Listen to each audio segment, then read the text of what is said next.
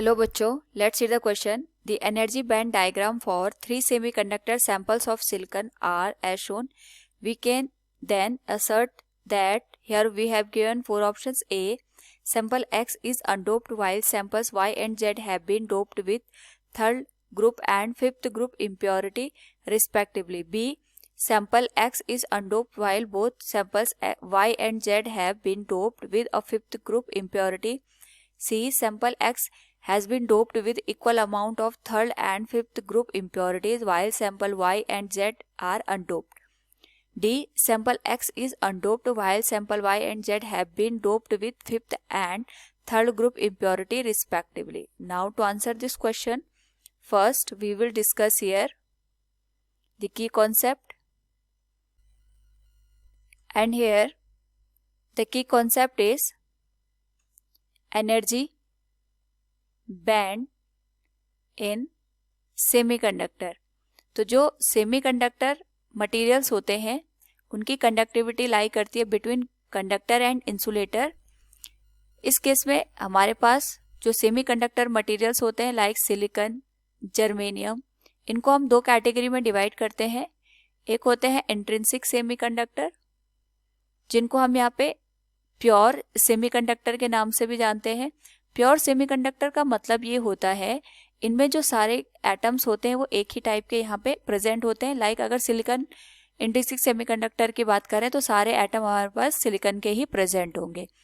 साथ में यहाँ पे सपोज ये हमारे पास सिलिकॉन एटम है, ये अपने नेबर सिलिकॉन के साथ यहाँ पे कोवेलेंट बॉन्ड बना के रहते हैं, और जब रूम टेम्परेचर पे कोई भी एक बॉन्ड यहाँ पे ब्रेक होता है उस केस में इलेक्ट्रॉन्स जनरेट होते हैं और साथ में ये यहाँ पे होल्स को भी जनरेट करते हैं. इस केस में जो नंबर ऑफ इलेक्ट्रॉन्स होते हैं वो नंबर ऑफ होल्स के बराबर हो जाते हैं.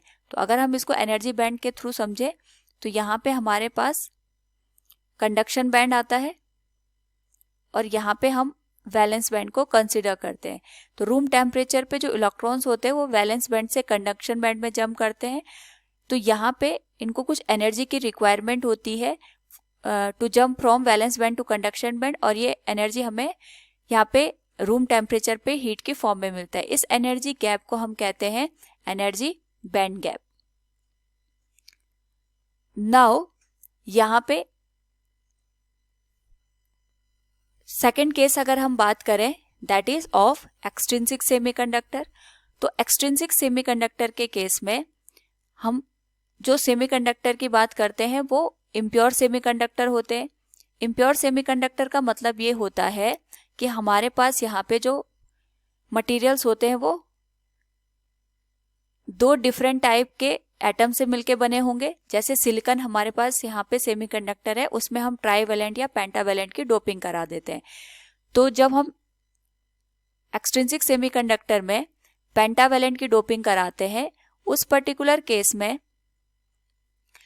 जो हमारे पास सिलिकॉन के एटम्स होंगे, फॉर एग्जांपल वो किसी पेंटावैलेंट के साथ डोप कराने पे 4 हमारे पास इलेक्ट्रॉन तो कोवेलेंट बॉन्ड बना देंगे. जो पेंटावैलेंट हमने यहाँ पे डोप किया है उसका यहाँ पे एक इलेक्ट्रॉन एक्सेस अमाउंट में रिमेनिंग रह जाता है, तो वही यहाँ पे चार्ज कैरियर का काम करता है. तो इस तरीके से जो पेंटावैलेंट की डोपिंग कराते हैं उस केस में इलेक्ट्रॉन का अमाउंट ज्यादा हो जाता है होल्स के कंपेरिजन में, और यहाँ पे जो एक्सेस इलेक्ट्रॉन्स मिलते हैं वो जो पेंटावैलेंट हमने यहाँ पे ऐड कराया है उनको हम कहते हैं यहाँ पे डोनर एटम. डोनर एटम की वजह से हमें देखने को मिलता है. सिमिलरली अगर हम बात करें यहाँ पे ट्राईवैलेंट की, तो ट्राईवैलेंट के केस में सपोज हमने सिलिकॉन मटेरियल लिया है, उस केस में 3 इलेक्ट्रॉन तो जो हमने डोप कराए हैं उनके साथ यहाँ पे कोवेलेंट बॉन्ड बना देगा और एक प्लेस यहाँ पे रिमेनिंग रह जाता है, वही यहाँ पे एज ए चार्ज कैरियर का काम करता है. यानी यहाँ पे नंबर ऑफ होल्स ज्यादा होते हैं नंबर ऑफ इलेक्ट्रॉन के कंपैरिजन में. तो जो हमने यहाँ पे ट्राईवैलेंट को डोप कराया है वो एज ए एक्सेप्टर एटम यहाँ पे एक्ट करता है. तो यहाँ पे अगर हम पेंटावैलेंट और ट्राईवैलेंट की डोपिंग को समझे तो पेंटावैलेंट की डोपिंग से हमें एन टाइप सेमीकंडक्टर मिलते हैं. इसको हम एनर्जी बैंड के थ्रू इस तरीके से समझ सकते हैं. तो जब हम यहाँ पे पेंटावेलेंट की डोपिंग कराते हैं तो एक्सेस अमाउंट ऑफ इलेक्ट्रॉन हमारे पास जनरेट होते हैं, और जो पेंटावेलेंट हमने यहाँ पे डोप कराया है वो एज ए डोनर का काम करता है। तो हमें पता है जो कंडक्शन बैंड होते हैं जब उसमें इलेक्ट्रॉन यहाँ पे एक्सेस अमाउंट में प्रेजेंट होते हैं, तो इस केस में अगर हमारे पास यहाँ पे कंडक्शन बैंड गिवन है और we know that conduction band में इलेक्ट्रॉन ज़्यादा अमाउंट में प्रेजेंट होते हैं, इसका मतलब ये होगा कि जो हमारे पास डोनर एटम का एनर्जी लेवल होगा it will be close to the conduction band in case of the n type semiconductor. और हम कह सकते हैं जब हम पेंटावेलेंट की डोपिंग कराते हैं तो जो डोनर एटम का एनर्जी लेवल होता है वो कंडक्शन बैंड के यहाँ पे क्लोज होता है, ताकि जो इलेक्ट्रॉन्स होते हैं वो कंडक्शन बैंड में यहाँ पे जंप कर पाए। सिमिलरली यहाँ पे अगर हम बात करें पी टाइप सेमीकंडक्टर की, पी टाइप सेमीकंडक्टर में हमारे पास यहाँ पे एक्सेप्टर एटम होते हैं और एक्सेप्टर एटम क्लोज होते हैं वैलेंस बैंड के, क्योंकि वैलेंस बैंड से हमारे पास जो इलेक्ट्रॉन्स होते हैं वो तो कंडक्शन बैंड में जंप कर पाते हैं और साथ में यहाँ पे हमारे पास होल जनरेट हो जाते हैं।